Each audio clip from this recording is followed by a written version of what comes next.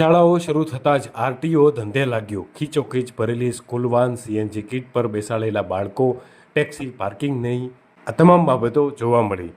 આજે 13 જૂન 2024ના રોજથી રાજ્યભરની સ્કૂલોમાં શૈક્ષણિક કાર્ય શરૂ થયું છે।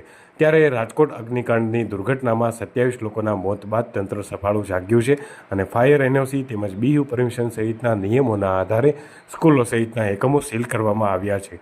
આ ઉપરાંત સીએનજી કિટ સાથેના સ્કૂલ વાન માટે પણ કડક નિયમો બનાવવામાં આવ્યા છે।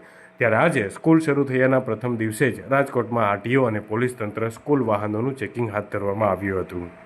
રાજકોટમાં વહેલી સવારથી જ આરટીઓ દ્વારા ચેકિંગની કામગીરી શરૂ કરવામાં આવી હતી, જેમાં કાલાવડ રોડ પર આવેલી સેન્ટ મેરી સ્કૂલમાં વાનમાં વધુ એક માત્રામાં વિદ્યાર્થીઓને લાવવામાં આવ્યા હોવાના દ્રશ્યો સામે આવ્યા હતા। આ ઉપરાંત રિક્ષા અને વાનમાં સીએનજી કિટ પર પણ બાળકોને બેસાડી સ્કૂલ સુધી પહોંચાડવામાં આવ્યા હતા। તો અમુક સ્કૂલ વાન દ્વારા સામેની શેરીમાં વાન મૂકીને રસ્તો ઓળંગી બાળકોને જોખમી રીતે લઈ જવાનું પણ સામે આવ્યું હતું।